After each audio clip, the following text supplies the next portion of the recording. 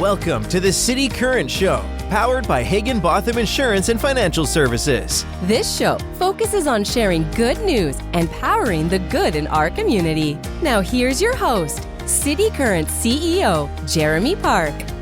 Welcome to the City Current Show, powered by Higginbotham. I'm your host, Jeremy Park. We're always honored to bring you inspiring stories of individuals and organizations making a difference and powering the good. And we always love talking about branding and storytelling and so much more. That's why we're honored to have with us Chris Cummings. He's the founder and CEO of Small Fish Branding. How are you doing? Doing great today. Excited to be here, have this conversation, and talk about important topics, helping people be seen. Absolutely. Well, when you talk about organizations, churches, nonprofits, businesses, you've got to be seen, right? To build an audience, to make an impact, make a difference. And so give us some background. Let's start with some context for you and your organization. Give us some background on Small Fish Branding. Absolutely. So this launched out of my 2 decades of working in the local church and with nonprofits and realizing how much mission-driven people are there, but often the mission is lost because they're not figuring out how to aim at the right audience and how to share their message in a way that connects. And so helping organizations do that leads to an amazing change in their impact and their mission on the world. And so after 2 decades working in the local church, I realized I could step out of that and help more organizations at a time do the same thing. And so that's kind of where it was birthed. And it's just been a fun adventure ever since. Talk about where you like to start on your end when you're getting an assessment of where an organization is, where they want to go, what stories they need to tell. What are the questions you're asking? What are the things you're looking at? I think the number one question that sometimes feels like a zinger to people, and it's not supposed to be, is who is your audience? And it's because we don't always step back and think about that exactly. And so a lot of times they might be like, well, everyone. The hard part with that is if you aim at everyone, you usually get no one. So I talk about like aiming small, even like multiple niches as opposed to like larger breadths of people, really helps you narrow in on their story, their needs, what they're looking for. And when you do that, you're able to really message to them. Sort of like an avatar. You could name them something like Billy or Sally and like be talking to them when you're doing a certain part of your message to really reach them. And that's a way more effective way of doing it than just like, hello, everyone. When you're talking about building out an audience profile, and just like you said, whether you name it Billy, Sally, but it's how do they talk? How do they like to communicate? Where do they like to communicate? Like there's so many things when you think about branding, messaging, communication, reaching people where they are based on who they are and how they like to be interacted with. Talk about some of the things that go into building out that audience profile so that the business can be like, oh, okay, that's who I'm trying to reach. Right. Because when we're talking about like who is your audience, you figure out where they are real fast because there's 1,000 new platforms to post on. There's 1,000 websites. There's this, there's a million ways you can do it. And a lot of people are trying to do all the things. But when you define your audience, you go, oh, they go there. And then it starts making that pathway. So you ask things like, where are they on the internet? Because that's probably how you're starting to connect with them. What are the needs that they're trying to address in their life? What are some of the struggles they have in addressing those needs? And then what makes you the person to walk with them to help achieve and solve those problems? And when you can kind of lay into like, what is the audience and their needs? What is my niche and thing and reason I can help them, and where those intersect? That's the gold place you want to go hang out in. Yeah. And then talk about kind of bringing this to life with the communication channels, because obviously that's the social media side, digital marketing, but it's also website. It's, the front door to be able to interact. And so talk about then building out that portfolio of all the different touch points that an organization needs to start investing in or enhancing. Yeah, absolutely. So once you have your idea of your audience and where they are, you start there. So let's say it's a slightly younger crowd, you might go on like more of a TikTok, Instagram vibe. If it's an older crowd, Facebook is still like a key place to meet people. If it's more of a business crowd, LinkedIn. The ultimate goal is to create your audience and your people So you want to build up a list of how you can communicate with them directly, because what's shifting in the social media world right now is you don't fully get to control who sees your stuff anymore. It used to be if they followed you, they saw you. That's not true anymore. A lot of things have turned into like pay to play, which from a business standpoint makes sense. They're a business, they're trying to figure out things. From our standpoint, it's not as helpful. So social media is great for new people to discover you, but if you can create a way like an email list is like gold on like being able to reach the people you want to reach, and say the things you want to say and know that they see it. Another way that we've seen creatives do that is Patreon. It seems to still be a very direct way to connect to your people. So once you narrow who your audience is, you know which path to take in that way. And then your strategies start with like the open funnel of like social media and just out there marketing. Hey, everybody, we exist, but this is who we're aiming at.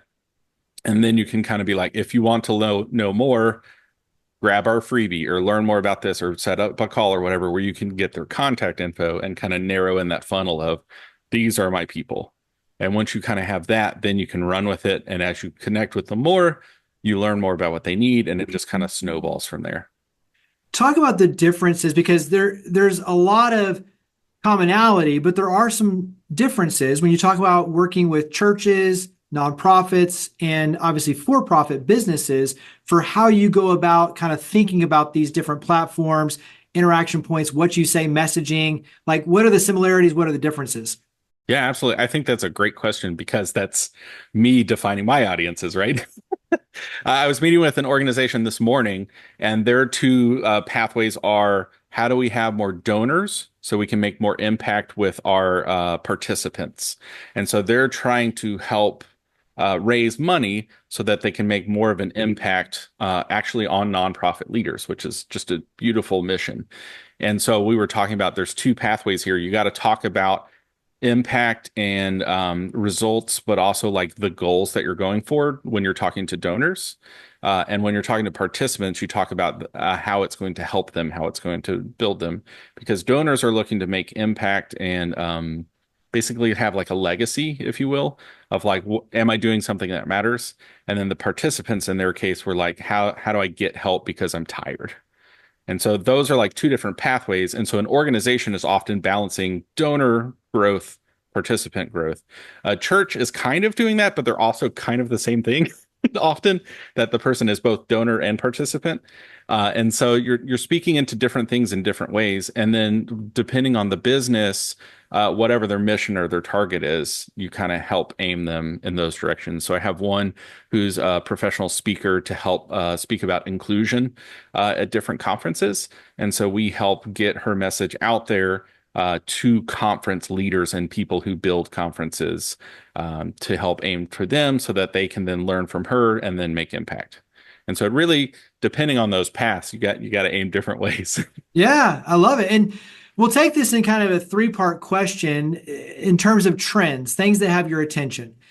You mentioned the changing algorithm with social media and not being able to control now who sees your posts. So talk about what has your attention, and it can be that, or it can be something completely different. But when it comes to social media, new platforms, new opportunities, what has your attention with social media? There's several things. So it's a loaded question, as you knew.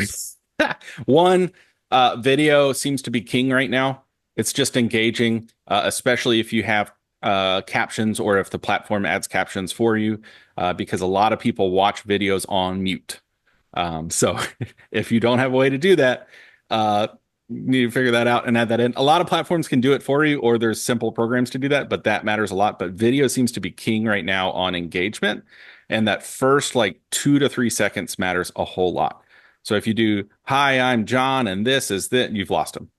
Hit them with the thing, whatever the hook is, get them in there first. So that's like a key social media thing. The trend I'm seeing, though, because platforms are no longer just showing your followers what you're doing, is a lot of people creating their niches and their nooks, and they're gathering their people together through email lists, through Patreon, through Discord, through whatever, a way to like create a community. And I almost am noticing, and this could be right, could be wrong, a lot of those are going to appear more than more social media things. And the social media things will continue to be like top tier, everybody's here. but a whole lot of these tiny groups are just going to continue to form because that's where you're going to land with the people you want to hang out with, learn more from a specific topic. You can be in a bunch of these different groups. And so I'm kind of noticing that trend shift is just, it's been happening, but I think it's happening faster now, especially when things like maybe this app won't exist anymore because of things. That's a problem for people if that's the place where you're connecting with them. So finding ways to do that, being creative in that, there's a lot of ways to do it. And so finding out who your people are, how would they want to connect, and then how do you create that space to do that? It could even be Facebook group, a closed Facebook group that you've got your people. I mean, there's a million ways you can do it. But that trend seems to be where I think things are going. So video, if you want to like capture attention on the social platforms, which is hard now, video is ideal. A flashy graphic is helpful, but like video seems to really capture people's attention because you get the audio and video components, so they have options. And then from there, figuring out how to get your people huddled in the same space. Carry that into one, because obviously you build websites, you and your team. So what's one major trend or a couple that have your attention when it comes to effective websites? Yes, similar idea. You don't want to waste time on a website. You want to hit them with the why are you here right at the beginning. And then you can have sections like, are you struggling with, here's how we help, here's what we do, here's what people have said about us. So you can have all those sections, but in the end, you want to capture their contact information so that you can follow up with them. So for us, we have a quick little form. Hey, name, email, what are you interested in? We follow up and set up a call, and then we're off to the races at that point. I keep websites really simple. I think complicated websites now are the same thing. They just get lost. They're noisy. People, if there's too much going on, they just run away. So simple is good. Our website as a company is one page. So it just has the sections. There's not a menu. It's just a page. And we feel like we're communicating all we need to do to get them to take the next step. That's all it needs to do. Because from there, they don't go back to our website. They're talking to us. So the website's goal in many ways now is just to what's the next step you need. So maybe it's buy a class, buy a product or whatever, call us, set up a meeting, whatever that is. That's all that needs to do. And I think a lot of times we try to make websites do all the things, and it gets pretty messy and confusing. And so a lot of people probably walk away going, I don't even know what they're doing. Talk about then more broadly when it comes to branding, marketing, messaging. What's something that has your attention as a trend there for the industry? I think back to the simple, there is so many ways people are using different design programs, AI, whatever, that are just so complicated and so messy. Even if people are trying to use AI for logos now, and they just come out so complicated. And it might look interesting, but clean is the most basic. It helps people remember it. Like some of the top products you think of, like Apple, is literally just an apple with a bite out of it. They're one of the largest companies in the world, is just an apple. They didn't try hard. They're like, cool, Apple, moving on. So that's it. So small fish branding, we literally have just a bit of a fish and it says small fish branding. That's it. We can do it in whatever color we want. It's simple. It's clean. It looks good on print. It looks good on digital.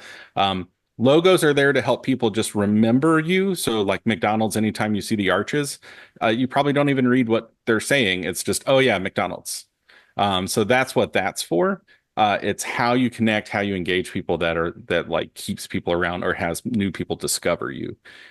So it's fascinating that I'm seeing a trend towards more complicated logos, but I don't know if they're fully effective.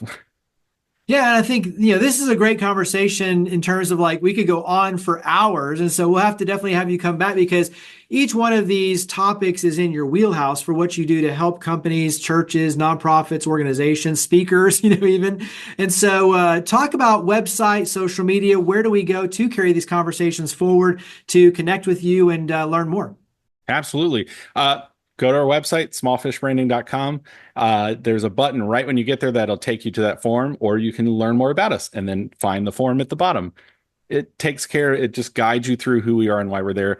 The best thing that we love to do is just connect just like this on a call with people and learn more about what you are, what you're trying to achieve, and how we can help. I think that's the number one thing, that if we can get in the room with you, we prove our value, but we also show how we're going to help you. And then we can take next steps from there. But I think that's the number one ask, really, is like, if this is interesting to you, if you are struggling with this, if you don't know where to go, or like churches, many times we've been doing this and nothing's working, but we're not really changing anything, we can help you with that. Touch on geography, because obviously Middle Tennessee, Nashville based, but when you talk about what you do, you really have the ability to work with, organizations all over. Yes, that's 100% accurate. We are based in Nashville, but have worked with people all over the country. I have a few people in Europe that we've worked with some different pieces of their company. Because of the internet and because of what we do, we can do it all remotely.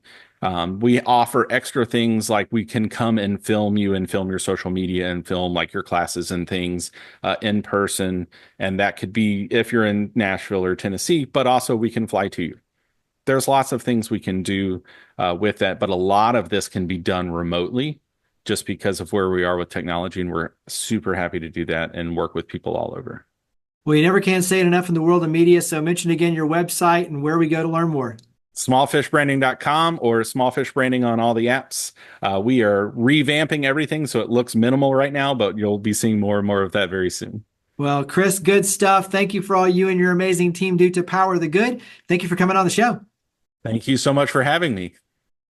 Higginbotham Insurance and Financial Services is proud to power the City Current Show. We're a people-first company that protects what matters most, the families, businesses, and trailblazers that keep our community going. As one of the nation's top independent insurance firms, Higginbotham is a single-source solution for business insurance, employee benefits, HR services, and personal insurance that's customized for you.